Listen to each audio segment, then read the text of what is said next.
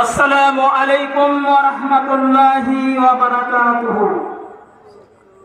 إن الحمد لله نحمده ونستعينه ونستغفره ونؤمن به ونتوكل عليه ونعوذ بالله من شرور أنفسنا ومن سيئات أعمالنا.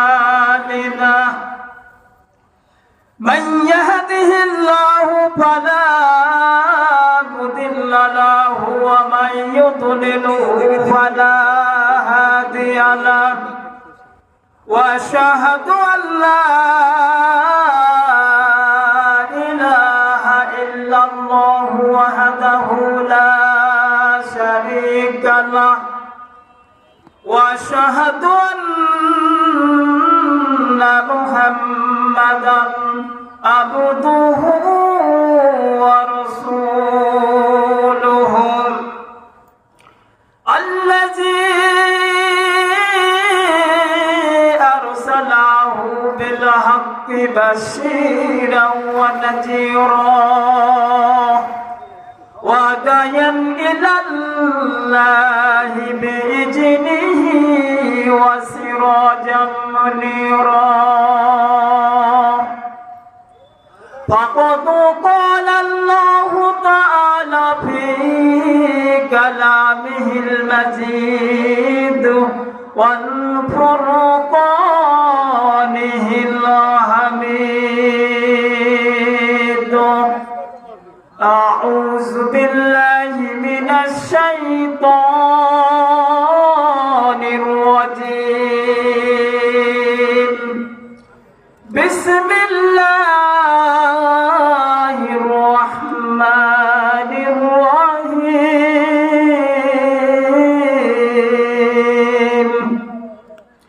وإذا سألك عبادي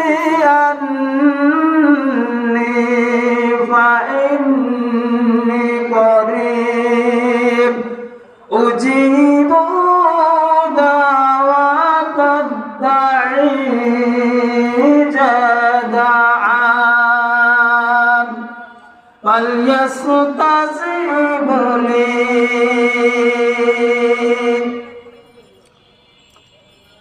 عن أبي هريرة رضي الله تعالى عنه قال قال رسول الله صلى الله عليه وسلم أفضل الذكر لا إله إلا الله وأفضل الدعاء الحمد لله. رواه البخاري.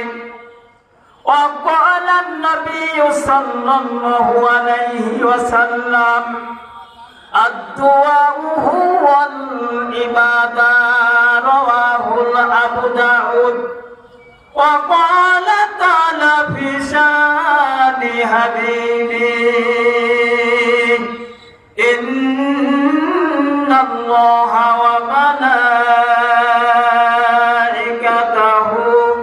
يصلون على النبي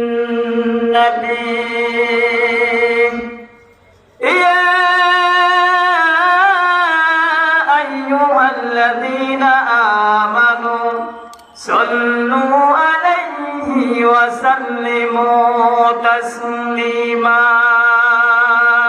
সকলেই দুরূদ ইব্রাহিম তেলাওয়াত করছি।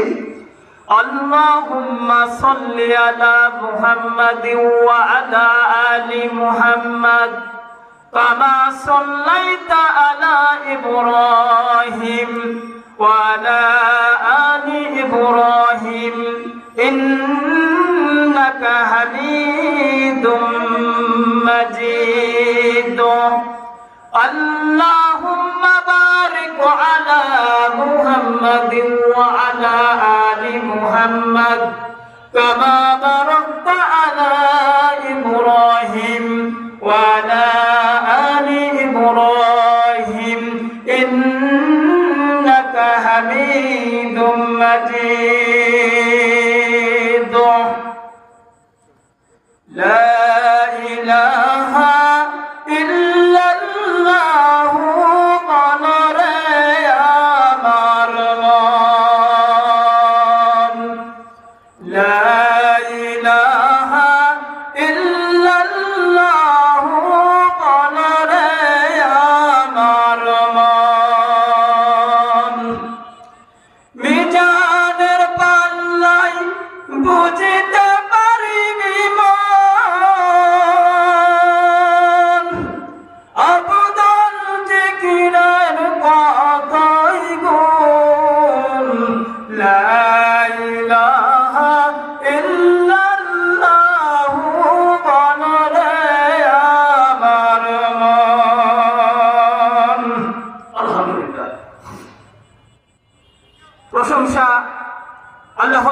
সুবহানাহু ওয়া তাআলার জন্য, যে মহান আল্লাহ রাব্বুল আলামিনের অফুরন্ত মেহেরবানিতে আজকে এই বানইর স্বতন্ত্র ইবতেদায়ী মাদ্রাসার উন্নতি কল্পে আয়োজিত বার্ষিক ইসলামী জলসার সম্মানিত সভাপতি, সহসভাপতি সাহেবান, মঞ্চে উপস্থিত বিভিন্ন আলেম ওলামা এবং আমার সামনে আশেপাশে যারা বসে আছেন, এতটা অঞ্চলে দিনদার পরহেজগার মুসলিম ভাতৃবর্গ, এবং এই যন্ত্রের মাধ্যম দিয়ে যতদূর পর্যন্ত আওয়াজ পৌঁছানো সম্ভব হচ্ছে এতটা অঞ্চলে সকল মুসলিম ভাতৃবর্গকে আমি আমার সশস্ত্র সালাম জানাচ্ছি। আসসালামু আলাইকুম ওয়া রাহমাতুল্লাহি ওয়া বারাকাতুহু।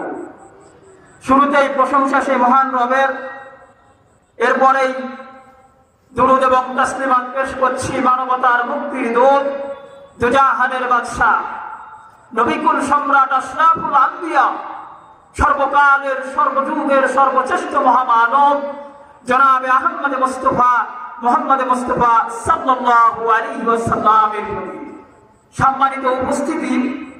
আজকে এই দ্বীনি বৈঠকে সংক্ষিপ্ত আলোচনার বিষয় দোয়ার গুরুত্ব, তাৎপর্য, ফজিলত, যাদের দোয়া কবুল হয় এবং যে সমস্ত দোয়া আল্লাহর কাছে অত্যন্ত মাহবুব এবং প্রিয়। যদি সময় থাকে আল্লাহ রাব্বুল আলামিন যদি এই গোলামকে বলার মতো যোগ্যতা দান করেন, তাহলে সংক্ষিপ্ত সময়ের মধ্যে এই বিষয়ে অত্যন্ত গুরুত্বপূর্ণ তথ্যবহুল আলোচনা রাখার চেষ্টা করবে ইনশাআল্লাহ।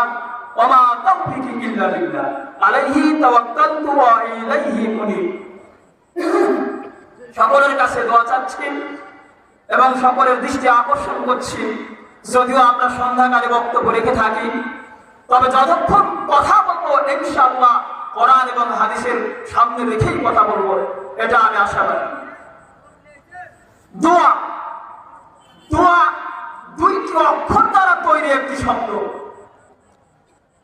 খুবই সংক্ষিপ্ত ছোট্ট একটি শব্দ, নাম হচ্ছে দোয়া। কিন্তু এই সংক্ষিপ্ত ছোট্ট একটি শব্দের বিশালতা, ব্যাপকতা, এর পরিসীমা, এটা কোনোভাবেই পরিমাপ করে সম্ভব নয়। যদি বলেন সুবহানাল্লাহ।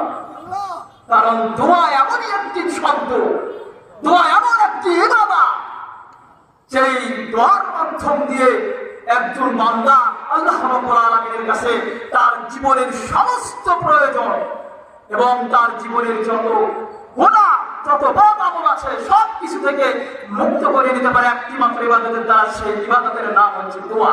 ঠিক কিনা? এবং আল্লাহর নবী জনাবে মুহাম্মদ রাসূলুল্লাহ সাল্লাল্লাহু আলাইহি ওয়াসাল্লাম, আবু দাউদ শরীফের হাদিস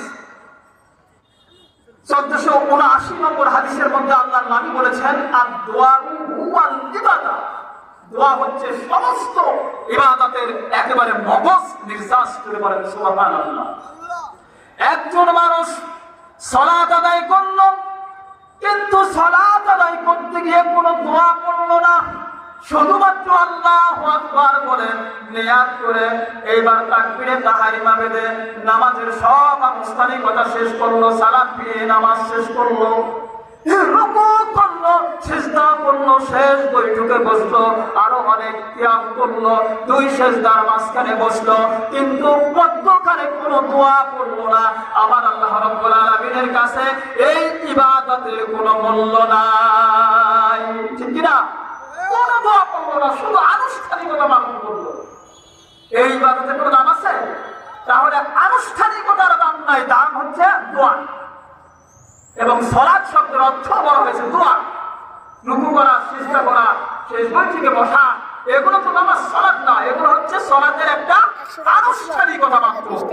আর প্রত্যেকটি স্টেপে আল্লাহ রাব্বুল আলামিন স্পেশাল ভাবে আপনার আমার জন্য দোয়া দিয়ে শিখিয়ে দিয়েছেন। এই দোয়া এখানে এখানে পড়তে হবে, তাহলে সালাত হয়ে যাবে।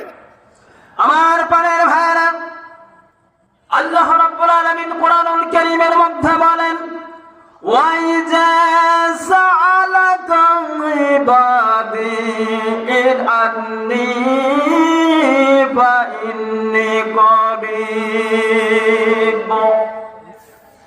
কোরআনুল কারীমের 2 নম্বর পারা 2 নম্বর সূরা সূরা বাকারার 186 নম্বর আয়াতে আল্লাহ রাব্বুল আলামিন বলছেন, যখন কোন বান্দা আপনাকে জিজ্ঞেস করে, আমার কোন বান্দা আপনাকে জিজ্ঞেস করবে, আল্লাহ রাব্বুল আলামিন তার নবীকে বলছেন, কোন মানুষ যখন আমার ব্যাপারে আপনাকে প্রশ্ন করে